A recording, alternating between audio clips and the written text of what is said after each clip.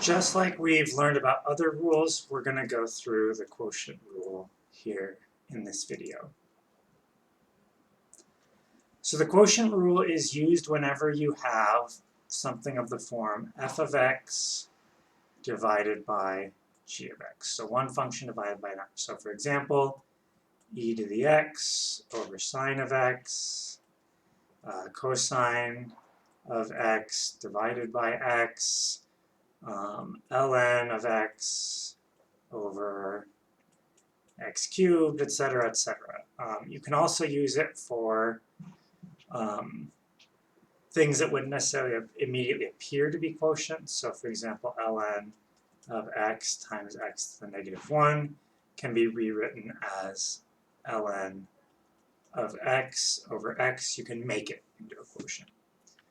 And the rule for the quotient rule is that if you have f of x divided by g of x, the derivative of this function is equal to f prime of x, so the derivative of the function on top, times g of x minus, and then we take the derivative of the thing on the bottom, times the thing on top, no derivative, all divided by whatever you have in the denominator squared. Now this, unlike the product rule, cannot be rearranged. It is exactly this form and you don't get any flexibility with it. It's a little more complicated, a little bit longer, but once you get some practice with it, I'm confident you'll be quite comfortable. We want to prove this, and again, with all of these, it's just about doing some clever math with them. So the limit as delta x approaches 0, and again, because we're doing the quotient, I need to write this as f of x plus delta x divided by g of x plus delta x minus f of x over g of x all over delta x. And this is just from using the definition of the derivative. I'm going to find a common denominator for the fractions in the numerator, which I know sounds a little bit complex and weird, but basically we're going to g of x times f of x plus delta x minus f of x times g of x plus delta x. If you're not sure what I did here, flag me down in class and I'll walk you through it. But if you do track with it, we're just going to move along. So now I've got this set up right here. And now we're going to kind of just do a little bit of rearrangement.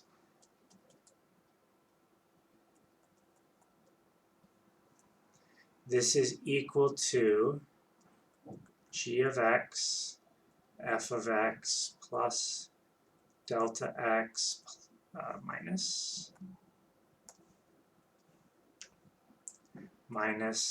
f of x, g of x plus delta x, all over g of x plus delta x. And this is also, we can write it as times delta x, right? Because dividing by this whole function by delta x can also mean writing by 1 divided by delta x here. Then I'm going to switch these two denominators for a reason that'll become clear in just a second. And that gives me limit as delta x approaches 0 of g of x times f of x plus delta x divided by, whoops, I didn't want to write it that way.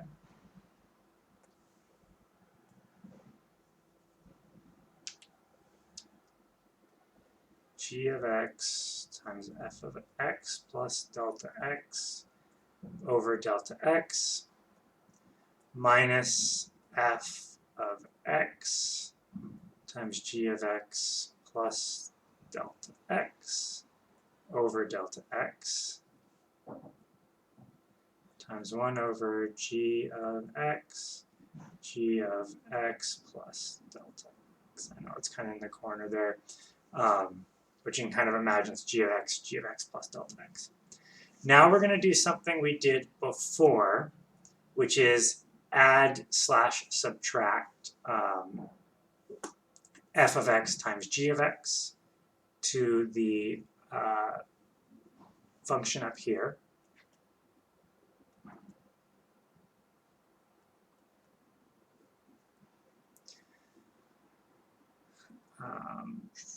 So imagine this is all, I'm actually going to make this one numerator again because it'll be easier to see.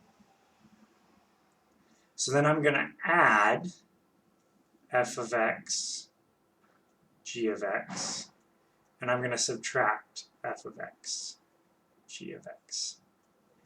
And just like with the product rule, I'm going to put this one on, this one on here, and f of the negative one on the first term, and that's going to give me the following: g of x, f of x plus delta x minus g of x, f of x, all over delta x.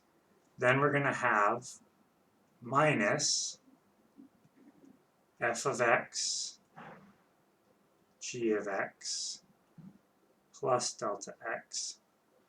And then we're going to do a plus, but because I want to subtract the whole function, this ends up becoming a minus. Minus f of x, g of x, over delta x.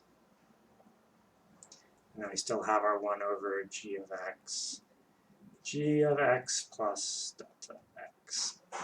So now if you look here, I can factor out a g of x. You can imagine that. And then I have what's left is just the derivative of f of x. Similarly here, I can factor out f of x, and I'm left with just derivative of g of x. And then over here, when I take the limit as x approaches 0, it's just g of x times g of x. So that's where I end up with g of x times f prime of x minus f of x times g prime of x, all times 1 over g of x squared. And then if you look at that, that's the same as our derivative. Again, not super critical that you know this proof, but I do want you to understand it. So if there's any steps that you got confused by, flag me down in class. Let's do some examples. Cosine of x divided by e to the x. This is our f of x, this is our g of x. And so from our definition, it's going to be f prime of x, g of x minus g prime of x, f of x over g of x squared. So the derivative of cosine of x is negative sine of x times e to the x minus the derivative of e to the x is just e to the x, and then this should stay as cosine of x because it's just a function of f of x, and then divided by what's in the denominator, e to the x, so e to the x squared, which is also equal to all that stuff on top, e to the 2x if you prefer. Either way is fine, but that's an example of the quotient rule. Secondly, ln of x divided by x. We did this previously with the product rule, but now we'll check it with the quotient rule.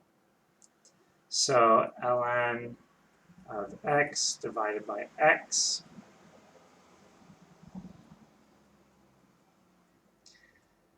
So again, I want to point out that if you have a quotient and you want to rewrite it as a product, you can use the product rule. If you have a product and you want to rewrite it as a quotient, you can use the quotient rule. So f prime of x will be 1 over x. Derivative of x is 1, or sorry, it should be x there, because we don't want the derivative of x. minus the derivative of x, which is 1, times f of x, which is ln of x, divided by x squared, and we end up with 1 minus ln of x over x squared. You can go back and check to see that that matches or it's an equivalent form to what we did before.